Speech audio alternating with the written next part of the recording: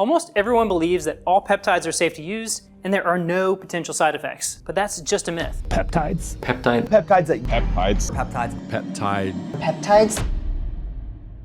As a physician who used peptides in clinical practice, I can tell you that there are a lot of dangerous myths about peptides that nobody warns you about. By the end of this video, I'm going to explain the 5 major myths that are leading people to use these tools in ways that could cause serious harm. The first myth is probably one I hear more than any other. People tell me all the time that peptides are just amino acids, and amino acids are what protein is made of, so taking peptides is basically the same as eating food. I've seen influencers literally compare taking peptides to eating chicken breast. I've had patients come into my clinic who genuinely believe they didn't need any medical supervision because peptides are just natural substances that their body already makes. Peptides are made up of amino acids, and yes, amino acids are the building blocks of protein that you get from food. But that's exactly where people get into trouble. When you eat a piece of chicken or any protein source, your digestive system breaks all that protein down into individual amino acids and small random peptide fragments. Your body takes those building blocks and decides what to do with them based on what it needs at the moment. But peptides are completely different. They are specific sequences of amino acids that are designed and structurally to trigger very specific biological responses in your body. For example, insulin is a peptide hormone. It's made of amino acids. It's technically natural in the sense that your body produces it every single day. But I don't think anyone in the world would just argue that you can just go around injecting insulin without medical supervision because it's a natural substance. If you dose insulin incorrectly, it can drop your blood sugar so low that you go into a coma or even die within hours. That's not me trying to scare you, that's just the reality of what happens when you use a powerful hormone without understanding what you're doing. The exact same principle applies to every single peptide out there. Whether you're talking about BPC-157, TB500, CJC-1295, ipamorelin, or any other peptide you've heard about online, these are bioactive signaling molecules that tells your cells to fundamentally change what they're doing. That's what makes them powerful enough to be useful, and that's exactly why they need to be treated with proper medical oversight. And if we consider the natural part for a second, most of the peptides that people are buying and using aren't extracted from natural sources. They're not coming from plants or animals or anything like that. They're synthesized in laboratories. They're manufactured compounds that are designed to mimic or enhance natural biological processes that happen in your body. There's nothing inherently wrong with that. Some of the best medicines that we have are synthetic versions of natural compounds. But let's at least be honest about what we're actually dealing with here. When people believe that peptides are just like food because they're natural, they skip the most important step, which is proper medical supervision. They don't check whether they have any medical conditions or take any medications that could create dangerous interactions. They don't monitor how their body is responding over time. And that's how you end up with serious side effects that could have been completely avoided if someone had just approached this like the medical intervention it actually is.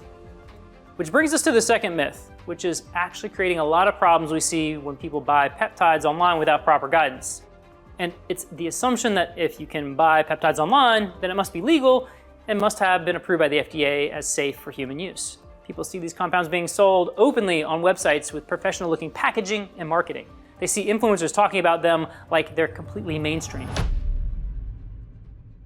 Let's talk peptide therapy because I am on week 3 and it has been life-changing. I have seen amazing results with this in my physical appearance as well as how my body feels. And I wanted to talk about one specific peptide that is in this peptide blend, BPC-157. It didn't look as dry or tired or dull.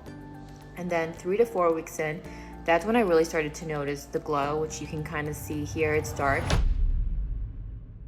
So naturally they assume all this means these peptides have been vetted by proper regulatory agencies and deemed appropriate for human consumption. Unfortunately, that assumption is completely wrong, and it's leading most people to use products that may be improperly dosed. Now, that doesn't mean all of them are dangerous. There absolutely are legitimate FDA-approved peptides that doctors use in medicine every single day. We've already talked about insulin, which is a peptide. The GLP-1 receptor agonists like semaglutide and tirzepatide that you've probably heard about for diabetes and weight loss, those are FDA-approved peptides. There are peptides that are approved for growth hormone deficiencies. They are prescribed and monitored by physicians who understand how to use them safely. But the vast majority of peptides that people are actually buying online are not in that category. BPC-157, TB500, thymosin beta-4. Most of the growth hormone secretagogues that are popular in biohacking and fitness communities are not FDA approved for human use. They exist in this murky gray area where they're sold as research chemicals with explicit labels that say not for human consumption, or for research purposes only. And yet, if you look at how these companies market them, it's crystal clear that they're fully expecting humans to be injecting these products into their bodies. Some of these peptides are FDA approved for veterinary use, meaning they can legally be used in animals, but they're being used off-label for purposes that have never been approved by any regulatory agency. When you buy peptides from these online sources, you have absolutely no guarantee about what you're actually getting in that vial. There's no requirement that they test for purity or sterility. There's no requirement that the label accurately reflects what's in these products. You're essentially trusting a company operating in a legal gray area that's explicitly selling you something labeled as not for human consumption. Beyond just the quality and safety issues, using non-FDA approved peptides means you're basically running an uncontrolled experiment on yourself. There's no way to know what the long-term consequences might be because nobody's studying that. If something goes wrong, you have no way to know if what you experienced was a one-off problem or something that happens a lot to other people. Now, does all this mean that peptides are inherently dangerous or you should never consider using them? No. This simply means that if you're going to be using peptides, you need to do it through qualified physicians. A good physician will know which compounding pharmacies have quality control and how to verify that what you're getting is actually what you're supposed to be in there. Even if someone somehow gets their hands on properly sourced peptides, there's still another myth that creates tremendous amounts of problems. The third myth might actually be the most dangerous one of all, and it's the idea that peptides have no side effects. I see this claim everywhere, including websites, social media posts, and online forums. They call peptides natural alternatives to pharmaceuticals and claim that you can get all the benefits with none of the risks. Some people genuinely believe that you can't overdose on peptides because they're bioidentical to substances your body already makes. So supposedly nothing can go wrong. Let me tell you something that will help you understand this better. Every single bioactive compound that has the power to create beneficial effects also has the power to create adverse effects. It's not something that we get to pick up and choose. If a substance is powerful enough to change how your cells function, then it's powerful enough to cause problems when it's used incorrectly. Even the peptides that have actually gone through FDA approval still cause side effects. For example, GLP-1 agonists like semaglutide and tirzepatide are FDA-approved medications with good safety data, but they cause nausea, vomiting, gastrointestinal issues. Some people tolerate them just fine, but others absolutely miserable for weeks. The other major danger with this myth is that people don't do any of the monitoring that would help catch these problems early before they became serious. If you don't think a peptide can affect your blood sugar, you're not going to be checking your glucose or hemoglobin A1C regularly. And that's how small problems turn into big problems that are much harder to fix. Even if someone understands that peptides can still have side effects, there's this belief that they can figure it out how to use them safely by just reading information online. Myth number 4. You can safely self-dose peptides based on online information. This myth shows up in every single peptide forum, Facebook group, Reddit thread, and YouTube comment section I've ever seen. People share incredibly detailed protocols. Let's talk peptide therapy because I am on week 3 and it has been life-changing. I'm 37, mom of 3. I think I'm perimenopause, never feel normal, sleep is crap, blah, blah, blah. When I thought of peptides, I thought that was bad because I think of like GLP-1 and that just isn't the right fit for me. But from my understanding, there's a peptide for basically anything and everything. Peptides are natural to your body. They're basically just like signals of your body. Your body is made up of protein. Protein is made up of amino acids, and the chains of peptides make up the amino acids. So this is a healing peptide. It helps heal your bones, connective tissue, organs. If you have leaky gut, it actually helps heal your leaky gut, and it has also KPV in it that helps heal your gut issues as well.